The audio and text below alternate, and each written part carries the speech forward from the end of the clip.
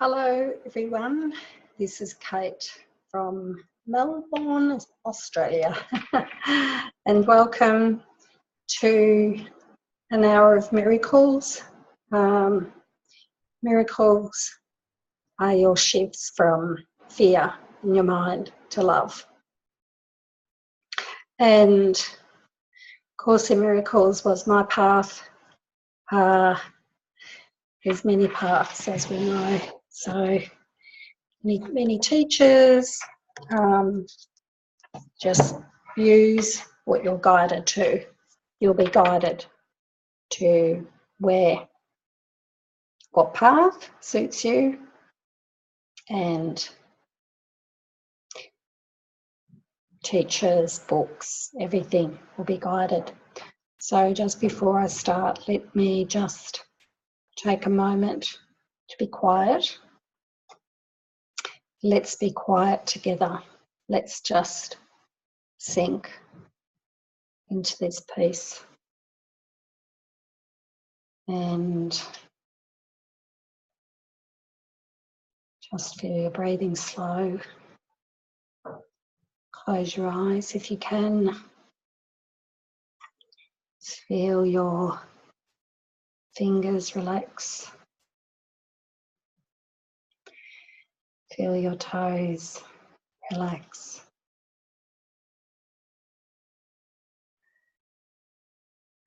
Feel your shoulders relax. Your mouth, cheeks, your neck, your forehead. Just feel everything be nice and still. And feel your mind just completely present.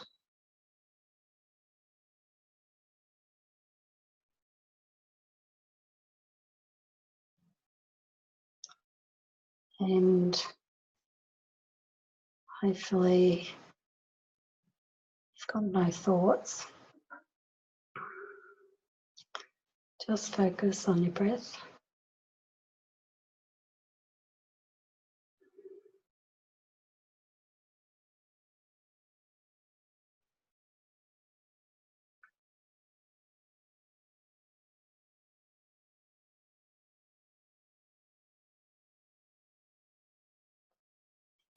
And just still sink into this stillness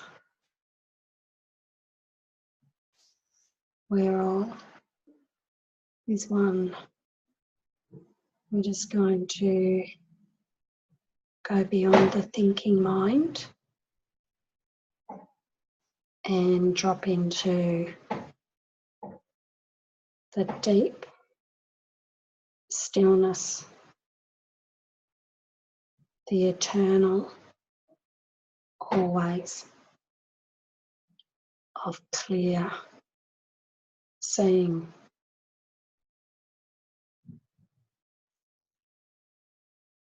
And if you can,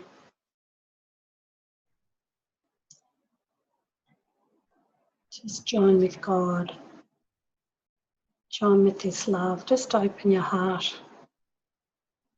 and join with this love.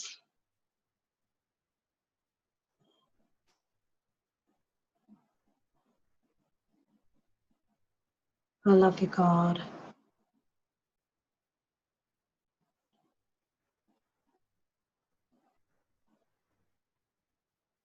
And just feel this love embracing you and warming you.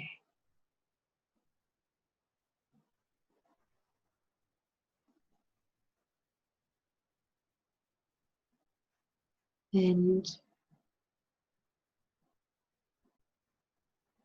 keep focusing on your breath.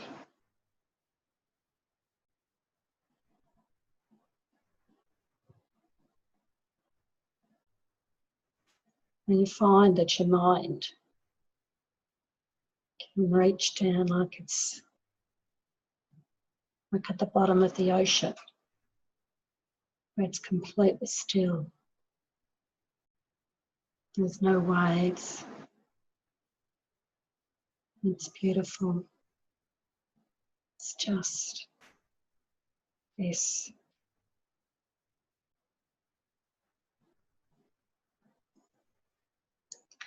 Holy Spirit,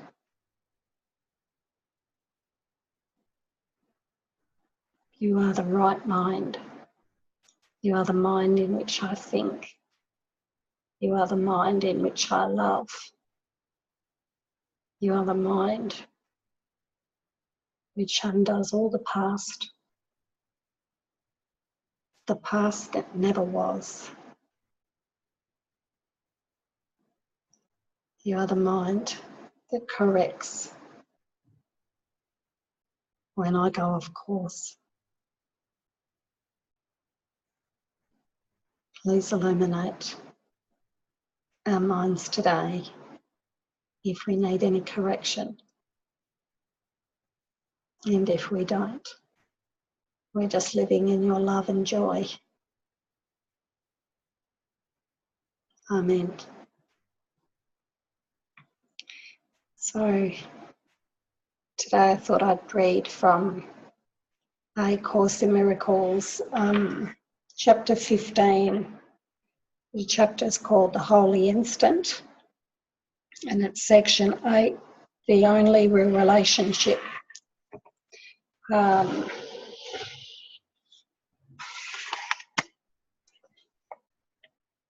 The holy instant does not replace the need for learning, for the Holy Spirit must not leave you as your teacher until the holy instant has extended far beyond time.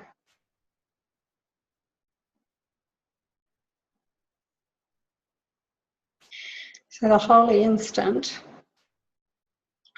is where our mind connects with the Holy Spirit, and it's outside time and space. It's some time that goes into timelessness, and it's a glimpse, but you can live in that space. Your mind can stay in the holy instant far beyond time. It's beautiful. For a teaching assignment such as his, he must use everything in this world for your release. He must side with every sign or token of your willingness to learn of him what the truth must be. He is swift to utilise whatever you offer him on behalf of this. His concern and care for you is limitless. So what it's saying here is that anything you have in front of you right now, the Holy Spirit will use everything in this world for your release. So if you have problems with a dog, a neighbour, a parent, a person at work, the president, your body, anything, that even if you don't like the music that's playing somewhere, you can use that. The Holy Spirit can use that to get beyond your judgmental mind, your conditioned mind. He must side with every sign or token of your willingness to learn of him what the truth must be. So he's going to help us learn what the truth must be. He is swift to utilise whatever you offer him on behalf of this. In the face of your fear of forgiveness, isn't it interesting that it says that we're going to be fearful of forgiveness? Fearful of what happens is when we are faced with some situations that we don't want to give to the Holy Spirit. The reason why we don't want to is that we're fearful of giving what seems to be very tangible in materiality to a guide in our mind that we're not even sure is going to help us. And this is why trust is so important, because we have to come to place our trust in an invisible guide. And I was listening to, I listen a lot to Raj, Jesus Christ, R-A-J, Paul Tuttle. And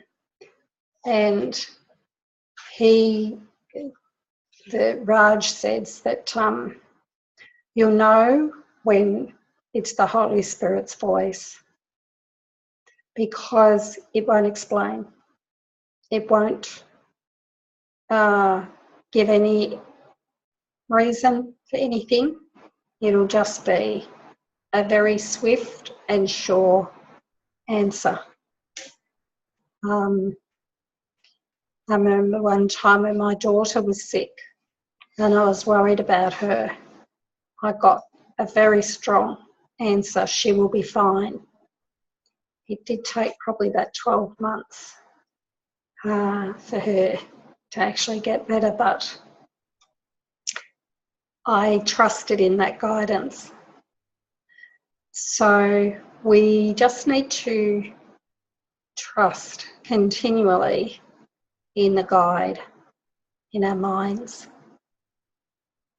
So he's saying, in the face of your fear of forgiveness, so we're fearful of actually going within and asking the guide, because what happens is we think we know better. In other words, we're choosing our ego to decide.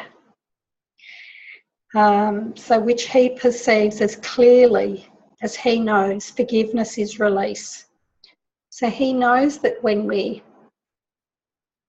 give over something that we're concerned about in this ego's world of time and space, when we say give over our finances, that's usually one of the hardest.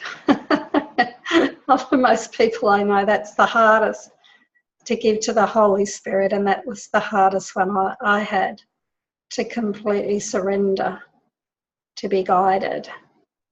And, you know, people have said to me, how can you know the difference between the Holy Spirit and the ego? You know, it's very hard to explain, but it's from day one, it's always been extremely clear which one it is. The ego always, the ego's thought system always feels wrong. That's the only thing I can think of. It feels judgmental, right, I'm right, they're wrong, whatever. That's how, and it feels, if I'm ever listening to the ego, it feels like it's I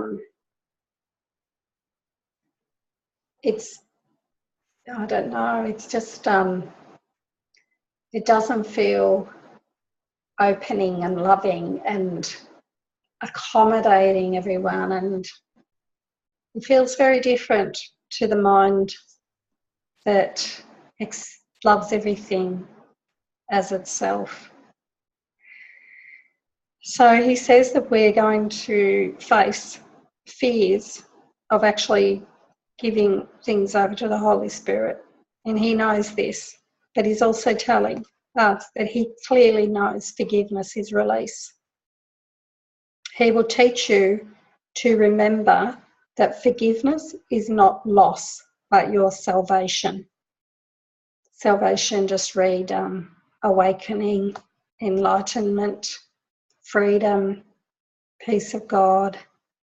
So as we travel along on our journey and we give more and more of our issues that we've been handling from the egoic mind, we just bit by bit release more and more to the Spirit to be in charge of. and that in complete forgiveness, in which you recognise that there is nothing to forgive, you are absolved completely. So that's interesting, because a lot of Course in Miracles students always talk about, when they talk about forgiveness, they say, well, there's really nothing to forgive. And yes, through our releasing, we come to see that, of course, there's nothing to forgive. But that state of mind that sees there's nothing to forgive is the awakened state. So while we're in any type of anxiety or worry or fear or depression, we have to use our forgiveness until we don't. And that's all we have to do, is be willing. Hear him gladly and learn of him that you have need of no special relationships at all. So this chapter's talking a little bit about special relationships, and I've been doing some talking with friends recently around special relationships and holy relationships. And we've been reading quite a bit out of the Course and looking at it. And someone asked me where there was something that was written in the Course about when you join in when you meet someone, or you say to your current partner, would you like to join me in a holy relationship? Let's give this relationship to the Holy Spirit. There's a section in the Course where it says that the ego will want you to break up immediately. And I mentioned that to her when she gave her current relationship, and guess what? They broke up straight away. When I did that with Kevin, my partner, early on, straight away, I could feel myself wanting to break up with him, but I didn't. I stayed with it for many, many, many months. We did have a short break later on, but that was different. There was some guidance around that. But I like to give my own little analogies of my journey when I read the Course, because I think it makes it come alive for you, very down to earth. It's a practice. It's not, we don't just read the Course, we practice it. We have to do it. We have to, if we want to, we can ask our partner to join us in a holy relationship. And the holy relationship is where we are in a relationship with the Holy Spirit. And the special relationship is when we've got a relationship with the ego in relation to that intimate person, that, as our intimate partner. So basically, when we're interacting with our partner, we're in a special relationship. We're asking the ego what something means. And when two people commit into a holy relationship and make that declaration to each other, it means that they're dedicated to asking the Holy Spirit whenever they get upset, whenever they're upset about anything.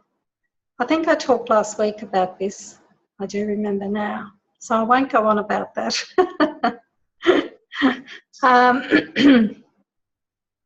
But it says here, hear him gladly and learn of him that you have need of no special relationship. So you have need of no relationships where you ask the ego, what is the meaning of what they said or did or whatever. You but seek in them what you have thrown away. And through them you will never learn the value of what you have cast aside, but still desire with all your heart. So we've cast aside the love of God, our remembering the love of God.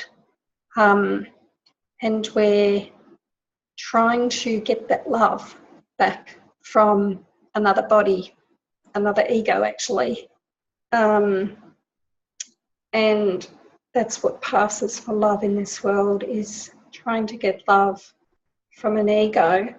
And an ego is a thought system that is fearful of love.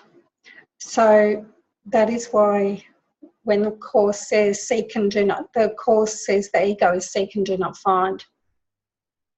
So basically everyone here is in special relationships unless you commit to a holy relationship. And the holy relationship is a relationship with God. I'll just read a bit further. You but seek in them what you have thrown away, and through them you will never learn the value of what you have cast aside but still desire with all your heart. So we've cast aside the love of God, and we've forgotten it, and we've forgotten that we've never left the mind and love of God. So we're desiring it with all our heart, and we're seeking it outside ourselves rather than within. Let us join together in making the holy instant all that there is, by desiring that it be all that there is. God's Son has such great need of your willingness to strive for this that you cannot conceive of need so great. So he's talking about God's Son as in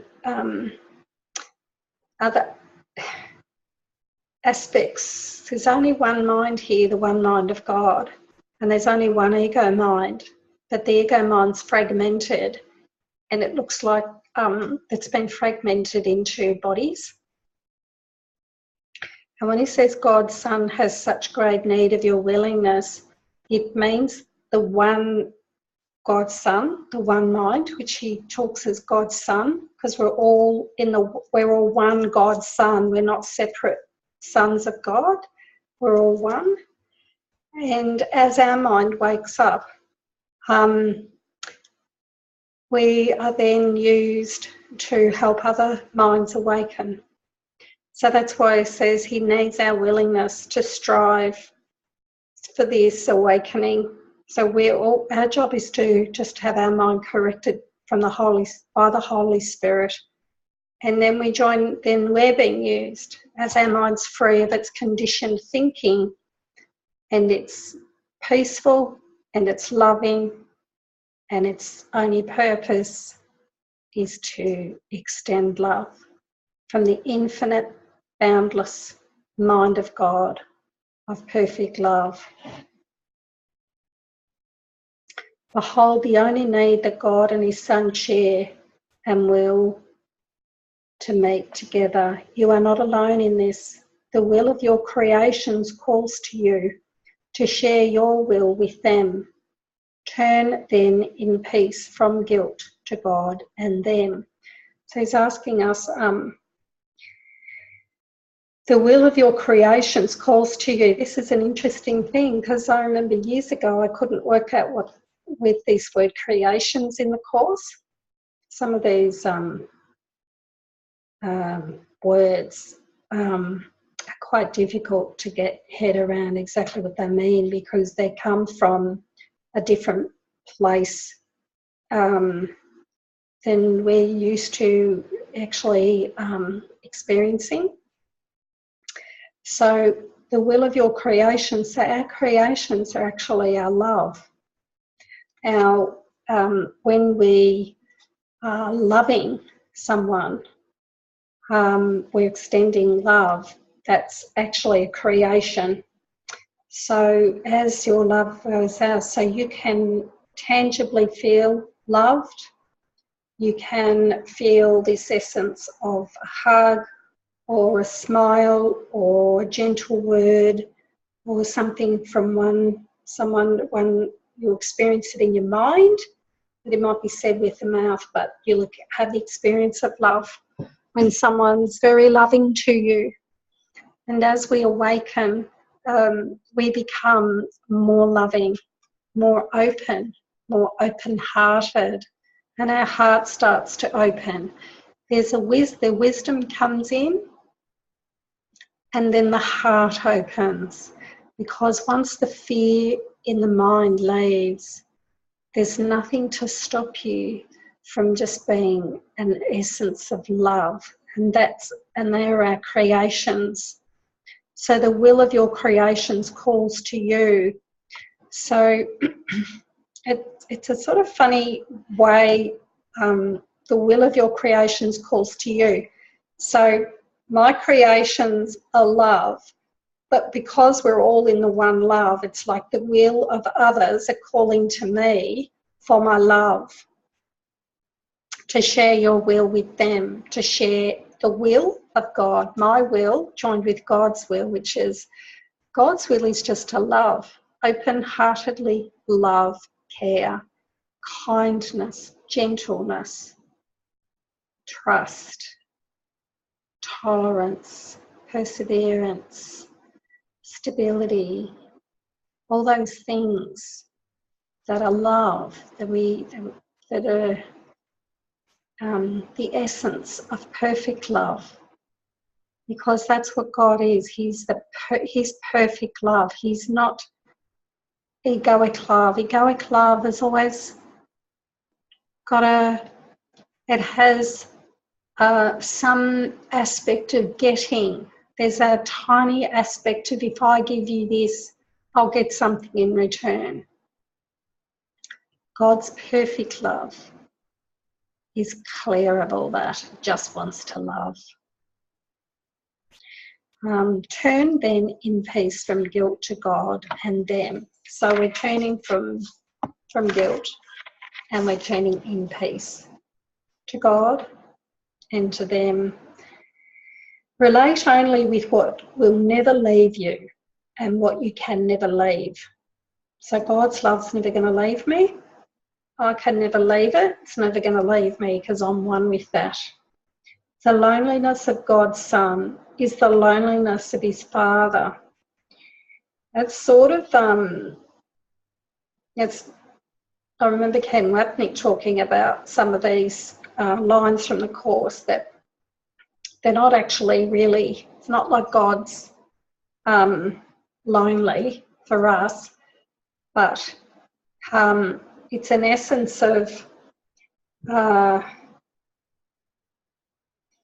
it's hard to explain.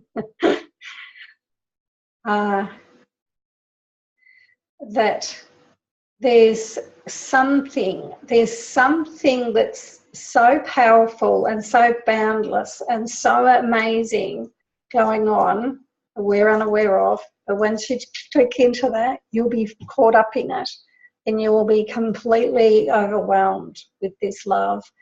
And there's not something lonely, but it's our loneliness, because we are the expression of God. And as we feel lonely, we're God's expression of loneliness. Don't know if I've explained that very well, but just have a drink.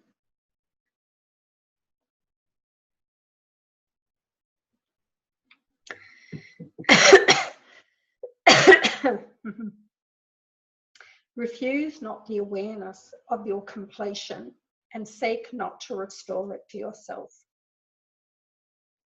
So refuse not the awareness of your completion. So we're completely whole, completely awakened right now. And let's not refuse that. Let's say, I'm ready to be completely in your love, God. I'm just really here. I surrender to you and I step into this love, and I'm here for you. So don't refuse the awareness of your completion, and that's all it is. It's an awareness. It comes from the mind. And seek not to restore it to yourself. Fear not to give redemption over to your Redeemer's love. He will not fail you, for he comes from one who cannot fail. See, this is a fail-safe system. All we have to do is allow ourselves to get this. It's just allowing. It's just those little tiny increments of each day, just allowing this love to lead us. Just allowing a trusting. If I let God lead me, I let the Holy Spirit lead me today, I'm going to trust that it's all going to be okay. And he says he cannot fail. So it's a fail-proof system, 100% fail-proof. Accept your sense of failure as nothing more than a mistake in who you are. So if we do have a sense of failure, what he's saying here is that we've just forgotten who we are. So all we need to do is realise who we are. We're the Holy Son of God. And in that sense, our sense of failure will leave. For the holy host of God is beyond failure. This is beautiful because these words, I don't know about you, but they're radiating through me. It's just so gorgeous, this love for the holy host of God. So we're the host and we're the holy host of God, His holiness. We are immaculately holy. Every single atom of you is the holiness of God.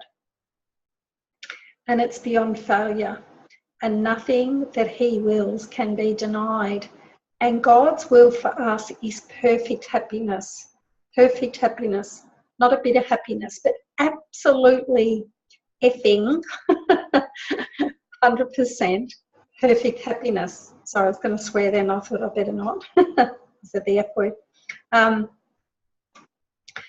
So we're the holy host of God, and we're just this, we're just so magnificent and so beautiful and so holy, and we've forgotten that, and we can remember.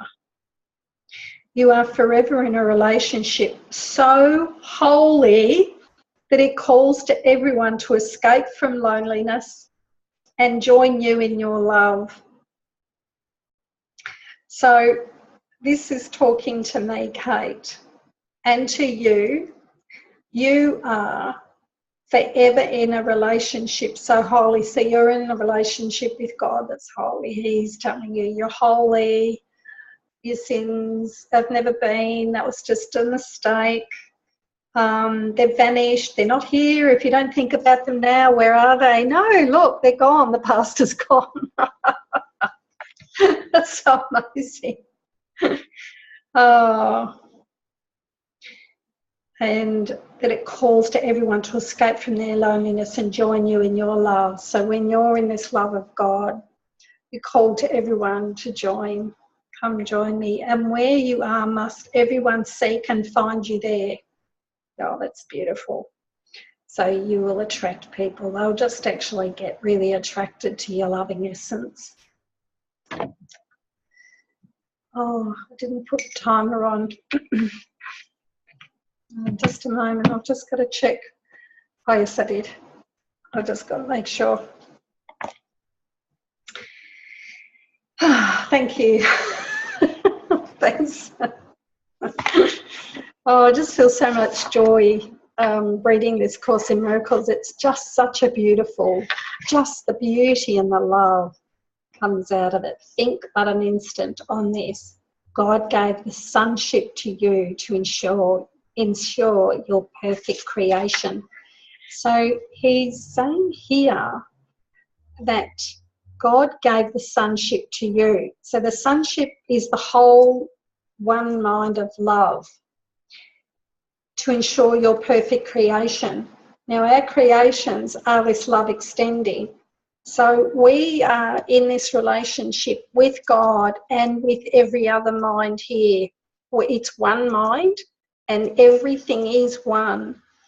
And so our perfect creation is we are the perfect creation, and then we're extending. So really what it's going to look like, I think, in the end, when everybody's got this unbounded, open-hearted love, And there's just this essence. This world is going to be so amazing. It's just going to be this loving. Everyone's going to be helping, smiling. It's just going to be so gorgeous. It's, you know, some people think that when he says there is no world, that they actually start denying the world and they start withdrawing from the world. In fact, you actually come back into this world. It's when you awaken and you see the real world. The real world is just everything's God. So how would you be if everything was love? You would just want to love it. If you knew that everything was God, so therefore God, if nothing has a label, you might need to label it to get by. But in truth, your mind knows that this book's love. My hair's love, my glasses are love. So them being love or God, that's oneness. My glasses aren't separate from my hair or my hand or the book. That's why in the early lessons he's saying, you know, you're not seeing the book, you're not seeing the lamp, you're not seeing the hand, because we're seeing it from an egoic mind that labels everything, and we're trying to go beyond that to actually experience it. It's not an intellectual, we can't intellectually understand this is God. We have to come to an experience that it's all God. And how we get there is just continually surrendering to the Holy Spirit.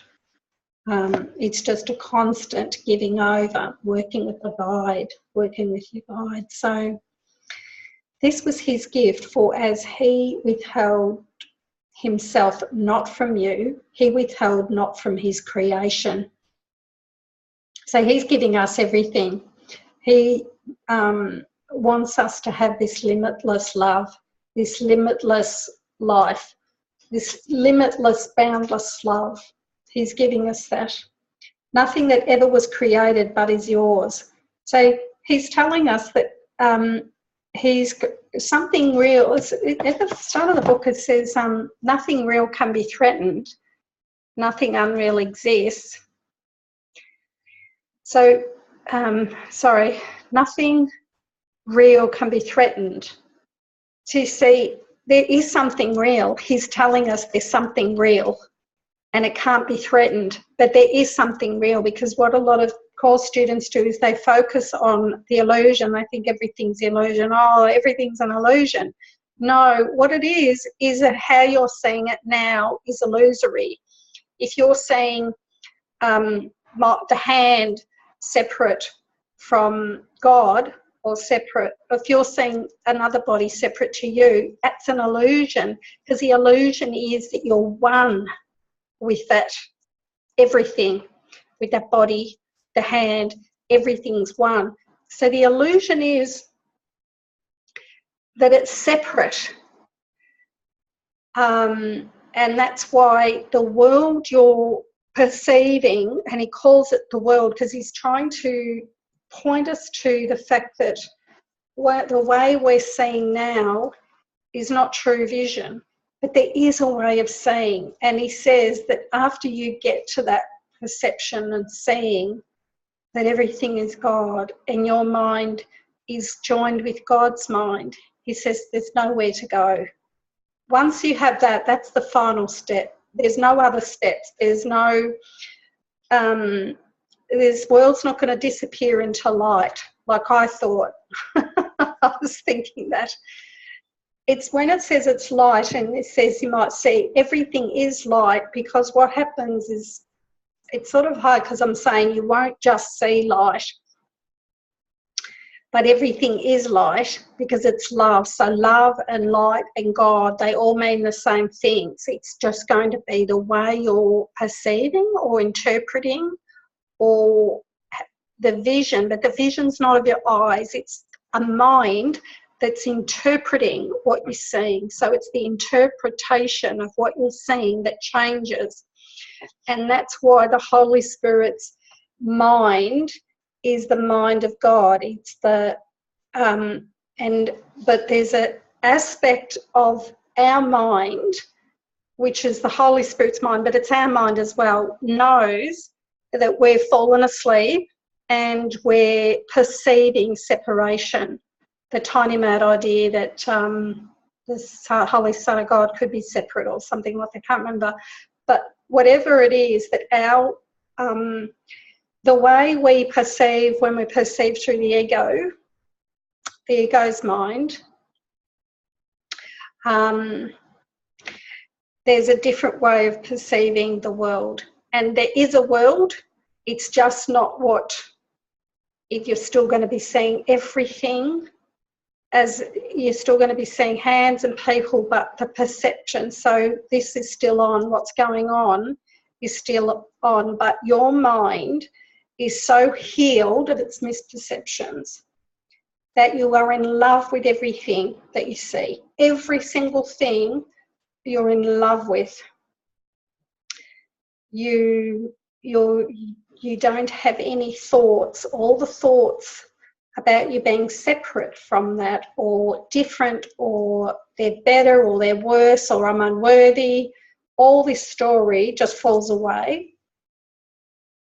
And through that, that's the ego. The ego's thought system is the thoughts. It's all thoughts.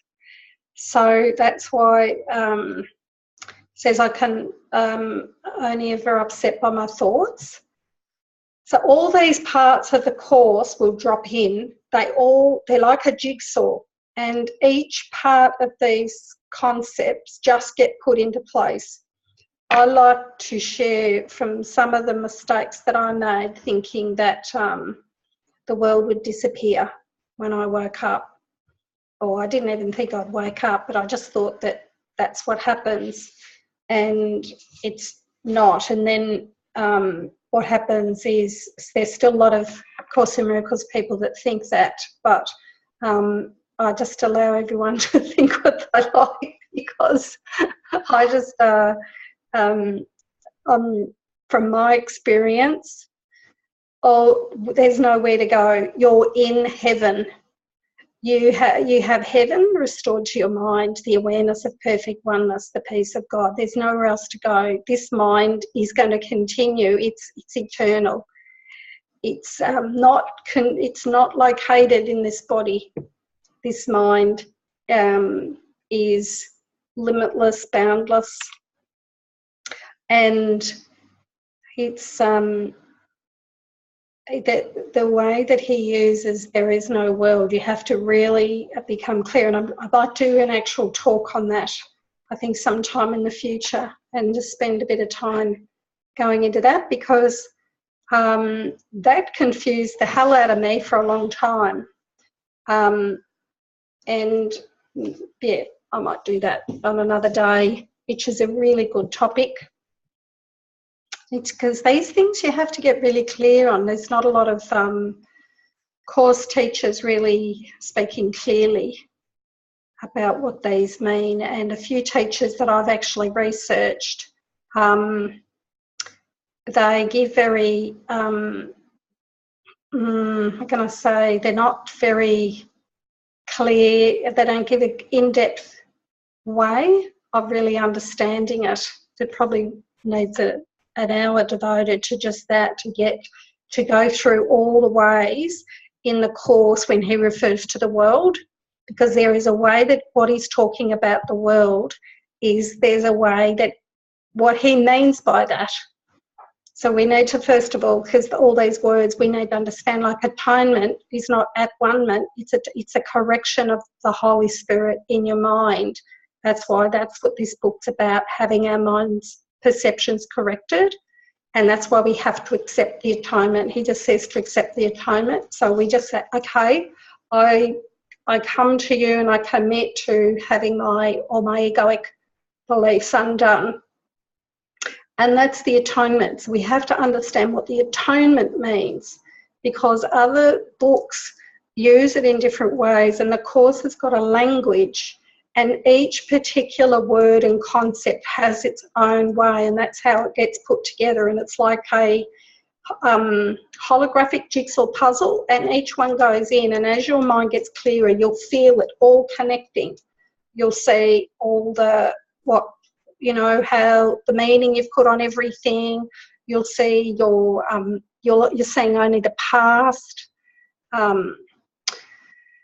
So all the Course's teachings, the holy instant, you need to know what that means, because sometimes you can read over and over again with the holy instant, go, I haven't got a clue what it means. Only because I've done that. And then you Google it, you look up people, and you're still like, oh, I still don't get it. And it's really nice to say, oh, the holy instant is when I align with the Holy Spirit, when I'm clear, when I'm getting that guidance and I'm in alignment. So the Holy Spirit's coming in and He's giving me the truth. He's helping me see something differently. And as you get that, your mind is, okay.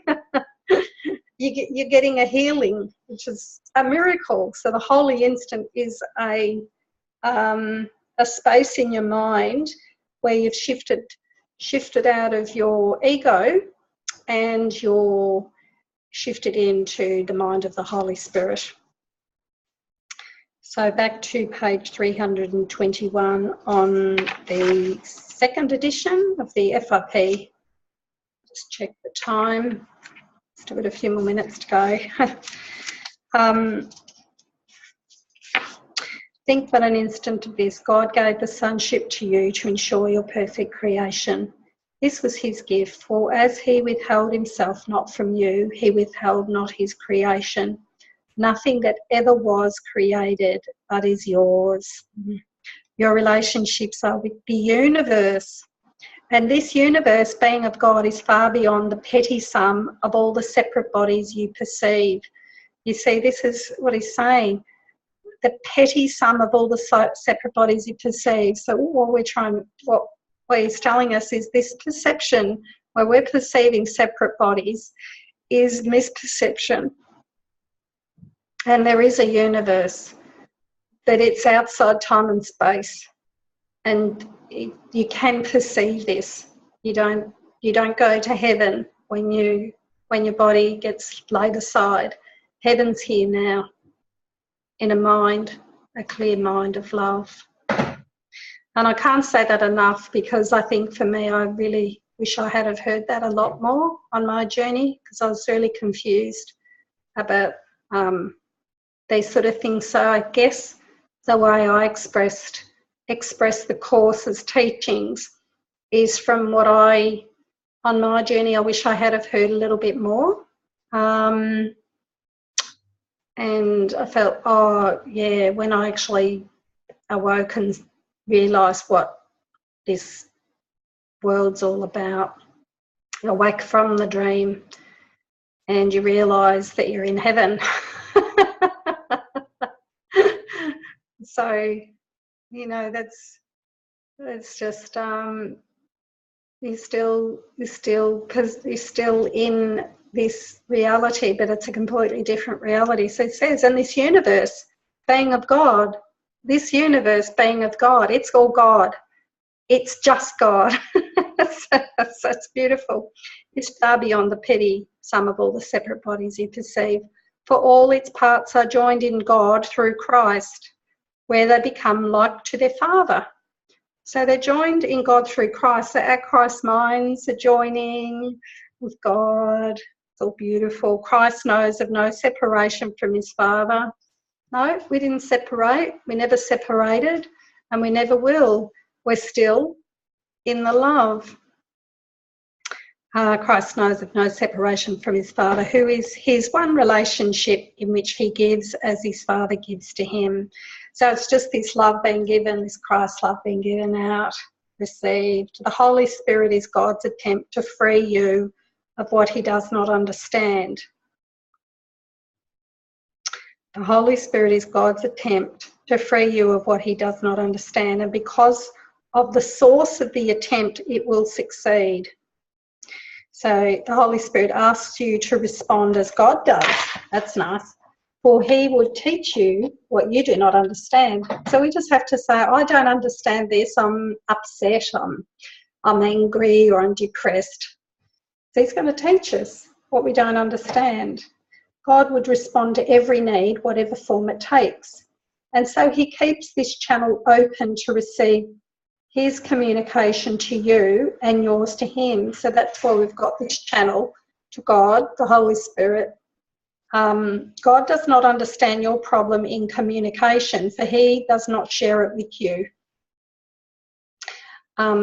So if we've got a problem in communication, he doesn't share it because he's communicating. We're stopping it. We're like, hang on, I just want to have my little separate interests. I just want to pretend I'm separate. It is only you who believe that it is understandable. The Holy Spirit knows that it is not understandable. He doesn't understand. He sees what we perceive, but he doesn't. He knows that it's not understandable, and it's not. And yet he understands it because you made it. So there's an aspect there's an aspect of our clear mind, the mind of God, helping us. But we have to ask first. We've got free will enough to choose not to ask. So while we're in our ego mind, he just says that, I think that's why it says, sad, because he's aware that we're actually trying to do it on our own and we won't trust him to help us. And so, yeah, he's just sort of waiting there for, it's like someone sitting there tapping their foot, like, when are they going to ask me? I've got the answer. And we're like, no, hang on. I just want to have my answer for now. I'm going to figure out my finances. I don't want your inspiration, because like you can see everywhere, everything, where I need to go, what job I need to work at, where I'm going to get money, but I'm just going to shove you aside and I'm going to just think of just with my limited mind, I'm going to try and figure this out. And that's basically what we're saying, especially when we have trouble with finances or knowing where if we need anything, it's going to be, the inspiration's going to be given to us. We just need to ask and trust. It might take a little bit of time, because that trust, it's like flexing a muscle. As we use it, we get used to it, and it becomes the most natural thing to trust that. In the Holy Spirit alone lies the awareness of what God cannot know and what you do not understand. It is his holy function to accept them both. So he sees that we're trying to use our limited little mind. He's like, okay, there's Cate trying to figure it out for herself. And I'm like, scratching my head, like, okay, I've got like this tiny little vision of all the answers, and the Holy Spirit's like knows everything everywhere. And he's probably got quite a sense of humour. He's probably just laughing at me going, oh, one day she'll give up. It is his holy function to accept them both, and by removing every element of disagreement to join them into one. He will do this because it is his function. Leave then what seems to you to be impossible to him who knows it must be possible, because it is the will of God. So the will of God's our perfect happiness, and if we leave it to him, he'll figure it out and he'll bring it into us, bring it into our mind. He's going to correct every misperception, every thought, every single thing, that every bit of guilt, every bit of judgment, every bit of fear, every bit of worry, every bit of depression. He's going to help us. He's going to fix it. But we have to give it to him. We have to give it to the Holy Spirit. And he says, leave then what seems to you to be impossible. Oh my God, I don't know how I'm going to pay my mortgage, how I'm going to do this. He says, it seems to you that it's going to be impossible, but if you give it to him, he knows it must be possible, because it's the will of God. So the will of God is your happiness. The will is he wants you to be happy. He knows whatever you need, who you need to meet. You need to just link in with his mind and let him whose teaching is only of God teach you the only meaning of relationships. And for me, the only meaning of relationships is love. For God created the only relationship that has meaning, and that is his relationship with you. So I'm going to finish now. It's getting on to 55 minutes of my hour. I might just read a little prayer from the back of the Course in Miracles book. So I just want to read that last line again, because I just think that's beautiful. For God created the only relationship that has any meaning, and that is his relationship with you. So when we have our relationship with God in our mind, the love, that's when we get filled up with God's love, and we're like, I always feel like it's a song. I've talked a little about this, and it talks about the forgotten song in the Course. But what happened was, as I got very deeply in the mind of God, it was like angels were singing. It was just these beautiful tunes that I've never heard here on this earth, and it just feels like this love flowing from me to God. It just, God is like singing to me, and I'm singing to God, and we're just in this beautiful song of love, and it's just gorgeous, and it's so, so beautiful. And then that just wants to emanate out, loving everyone. Just, your mind is so free of fear and depression, of anxiety. You just don't have it anymore. It's gone. Oops, I was going to, one more little prayer. There's beautiful little prayers in the back of the Course, all the little later, they're lessons, but they're just beautiful. They're just so gorgeous. I'll try and get a shorter one. I am forever an effect of God. So I'm God's effect. Isn't that beautiful? Father, I was created in your mind, a holy thought that never left its home.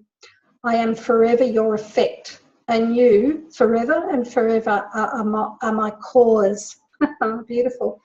As you created me, I have remained. Where you established me, I still abide. And all your attributes abide in me, because it is your will to have a son so like his cause. That cause and its effect are indistinguishable. In other words, we are the effect of God. We're the living movement and life of God, of the perfect love. Let me know that I am an effect of God, and so I have the power to create like you. Our creations are love. And as it is in heaven, so on earth.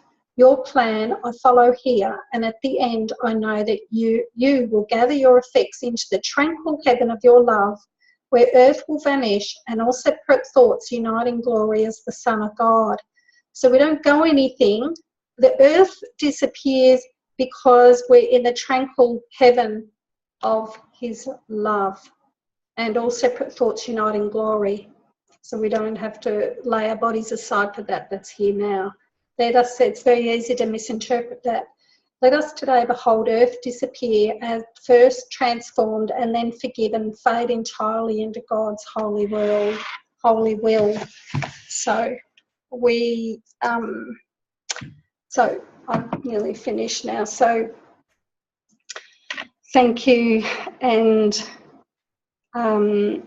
thanks everyone from Awakening Together that's going to be broadcasting this clip that I've made today. And I hope you have a beautiful morning, day or evening, wherever you're listening. And I bless you, I love you, and I honour you.